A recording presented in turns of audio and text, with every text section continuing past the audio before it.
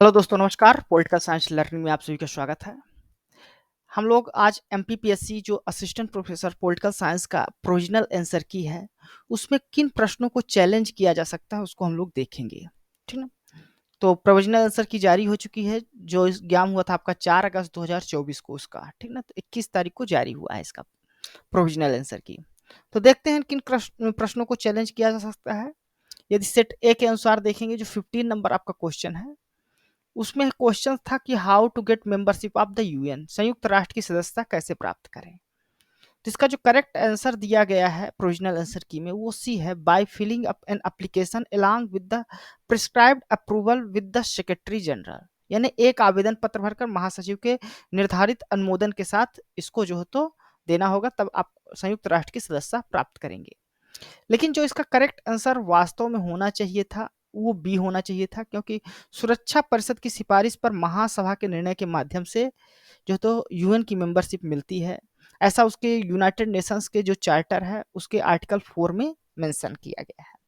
तो हमने जो आंसर बताया था वो देखा था about the UN membership United Nations की वेबसाइट में, जब वहाँ पर एक आर्टिकल है अबाउट यूएन मेंबरशिप, वहाँ पर क्लियरली मेंशन था कि कोई भी नया स्टेट अगर मेंबरशिप चाहता है तो यूनाइटेड नेशंस के में अगर तो डिसीजन होगा जनरल असेंबली का upon the recommendation of the Security council.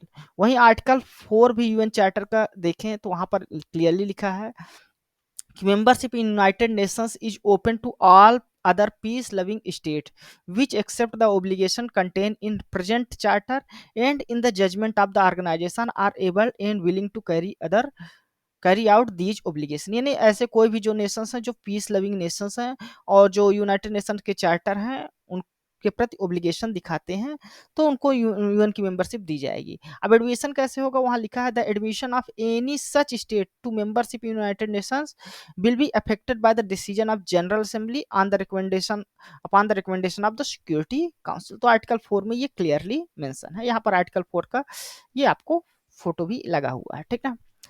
अब दूसरा जो क्वेश्चन था वो क्वेश्चन नंबर सेट के अनुसार जो 14 नंबर था, जिसमें जो तो क्वेश्चन था which of the following group of countries are the member of ASEAN. तो आसियान के निम्नलिखित देशों में कौन आसियान के सदस्य हैं। तो यहाँ पर जो आपका ऑप्शन नंबर ए और ऑप्शन नंबर सी, दोनों ग्रुप में जो कंट्रीज हैं, जैसे थाईलैंड है तो थाईलैंड दोनों जगह है, Malaysia, Brunei, Cambodia, Singapore, Indonesia Indonesia और म्यांमार, ये सभी कंट्रीज जो है तो आसियान के मेंबर है। तो देख सकते हैं ब्रुनोई भी मेंबर है, कंबोडिया भी मेंबर है, इंडोनेशिया भी मेंबर है, मलेशिया भी मेंबर है, म्यांमार भी मेंबर है और थाईलैंड और सिंगापुर, ये सभी कंट्रीज जो ऑप्शंस में दिया हुआ है ये सभी मेंबर्स हैं। ठीक ना? तो इसलिए जो इसका करेक्ट आंसर होना चाहिए, ये ऑप्शन नंबर ए और ऑप्शन नंबर सी दोनों जो है तो इसका करेक्ट आंसर होना चाहिए। ठीक ना? नेक्स्ट क्वेश्चन जो आपका चैलेंज किया जा सकता है वो क्वेश्चन नंबर 28 है। India sign land boundary agreement with Bangladesh. तो बांग्लादेश के साथ इंडिया ने कब लैंड बाउंड्री एग्रीमेंट साइन किया था। तो ये जो साइन किया गया था 1974 में साइन किया गया था। जो करेक्ट आंसर दिया गया है प्रोविजनल आंसर की में, वो दिया गया है 2015। अब इसका प्रूफ क्या मिला है, इसका प्रूफ ये देखें तो ये तो विकिपीडिया की वेबसाइट से देखा गया था, तो वहां पर आपको दिख जाएगा। इसके अलावा मिनिस्ट्री ऑफ जो एक्सटर्नल अफेयर है उनकी एक बुकलेट है, लैंड बाउंड्री एग्रीमेंट बुकलेट करके पीडीएफ है, उसमें भी ये जो तो देखने को मिला है, note on land boundary agreement. तो इसके लिए इंडिया और बांग्लादेश के बीच एक प्रोटोकॉल साइन हुआ था 6 सितंबर 2011 को।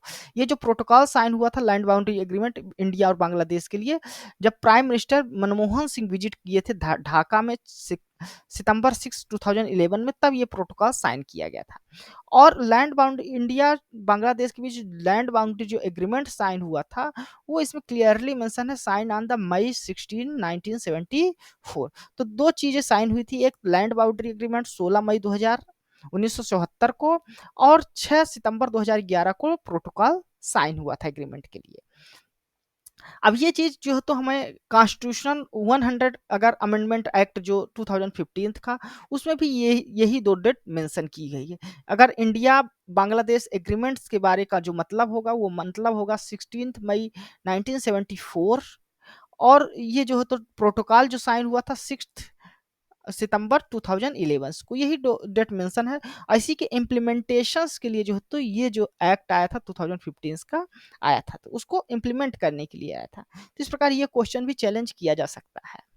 नेक्स्ट क्वेश्चन जो चैलेंज किया जा सकता है वो है 82 क्वेश्चन नंबर्स। इसमें क्वेश्चंस दिया था, who has the power to issue writ for enforcement of fundamental right and for any other purpose. तो जो फंडामेंटल राइट्स के लिए रिट जारी करने की शक्तियां हैं वो सुप्रीम कोर्ट के पास है आर्टिकल 32 के तहत, हाई कोर्ट के पास है आर्टिकल 226 के तहत।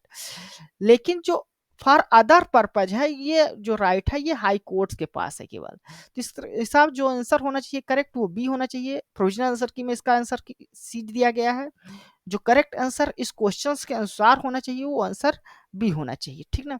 तो मौलिक अधिकार को क्रियान्वित करने के लिए जो लेख जारी करने की शक्ति है वो सर्वोच्च न्यायालय उच्च न्यायालय दोनों के है, लेकिन जो उच्च न्यायालय की है वो अन्य प्रयोजन के लिए भी जो जारी करने की शक्ति है वो उच्च न्यायालय के पास है। तो इसको मैंने यहाँ पर क्लियरली डिफरेंट बताया था। सुप्रीम कोर्ट और हाई कोर्ट की जो शक्तियां हैं, सुप्रीम कोर्ट आर्टिकल 32 के तहत रिट जारी करता है, हाई कोर्ट आर्टिकल 226 के तहत। सुप्रीम कोर्ट केवल फंडामेंटल राइट्स के लिए जो जारी कर सकता है, लेकिन हाई कोर्ट अदर पर्पज के लिए भी रिट जारी कर सकता है।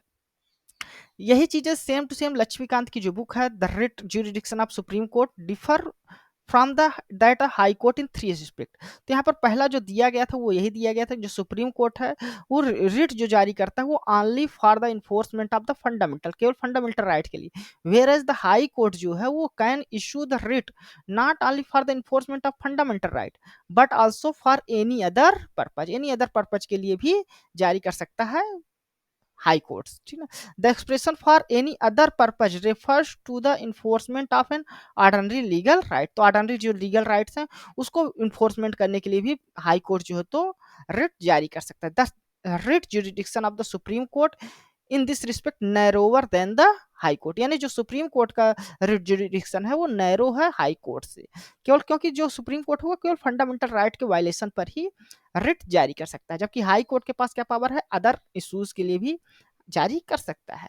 तो ये जो क्वेश्चंस थे इन क्वेश्चंस का जो क्लियर जो तो मिला है जिनको चैलेंज किया जा सकता है। इसके अलावा भी कुछ और क्वेश्चन हो सकते हैं जिन्हें चैलेंज किया जा सकता है, तो उसे आप लोग हमें कमेंट्स के माध्यम से बताइए और उसका जो सोर्स मिल रहा है उसको भी आप लोग वहाँ पर मेंशन कीजिए, तो उस पर भी एक वीडियो मैं बना सकता हूँ। तो ये 4 क्वेश्चन हैं ऐसे जिनके क्लियरली सोर्स मिल रहे हैं कि जो आंसर को चैलेंज किया सकता है या जिन पर आपत्ति दर्ज की जा सकती है। तो यह वीडियो कैसा लगा है अपने कमेंट्स के माध्यम से हमें जरूर बताइएगा। साथ ही साथ हमारे इस चैनल को सब्सक्राइब कर लें, हमारे इस चैनल को अपने दोस्तों के साथ भी शेयर करें। यह वीडियो देखने के लिए आपका धन्यवाद। Thank you.